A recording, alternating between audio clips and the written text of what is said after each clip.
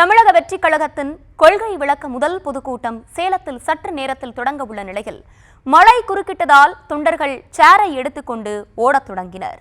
கூட்டம் கலைந்து போனதைக் கண்டு அதிர்ச்சியடைந்த நிர்வாகிகள் கையில் தேங்காயை எடுத்துக்கொண்டு வினோத பூஜை செய்து வழிபட்டனர்.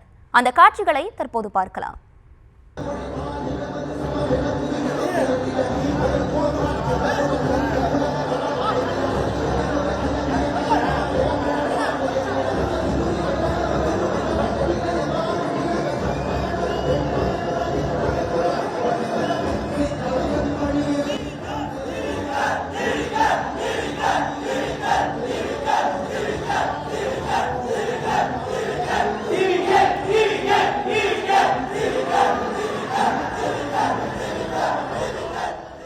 கூடுதல் விவரங்களோடு இணைகிறார் எமது செய்தியாளர் சிலம்பரசன். சிலம்பரசன், வணக்கம். விவரங்களை வழங்கலாம்.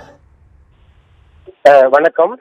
தமிழக வெற்றி கழகத்தின் சேலம் ஒருங்கிணைந்த மாவட்ட முதல் மாநில கொள்கை விளக்க பொதுக்கூட்டம் சேலம் பழைய பேருந்து நிலையம் அருகே உள்ள போஸ் மைதானத்தில் இன்னும் சற்று நேரத்தில் தொடங்க உள்ளது.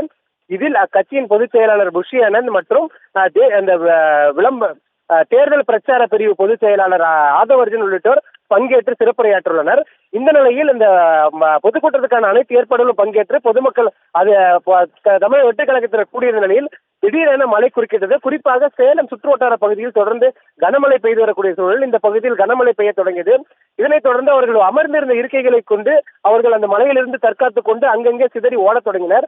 இதனால் அப்பகுதியில் இருந்த நிர்வாகிகள் அதிர்ச்சி அடைந்து கூட்டத்தில் இருந்த ஒருவர் கொடுத்த ஐடியாவின் அடிப்படையில் அங்கிருந்த தேங்காய் மற்றும் அந்த வெற்றிலை பாக்கையை வைத்து ஒரு 10 சுற்று சுற்றினார். அப்போது அதாவது பெரியாரை கொள்கை தலைவராக ஏற்றுக்கொண்டு இந்த வினோத வழிபாடு செய்வதாக ஒரு சிலர் அவர்கள் முணுமுணுத்த நிலையில், ஆனால் இவர்கள் அந்த தேங்காயும் மற்றும் அந்த வெற்றிலை பாக்கை வைத்து சுற்றிய பொழுது திடீரென மழையை நின்றது. அது ஆச்சரியத்தையும் வியப்பையும் ஏற்படுத்தியுள்ளது.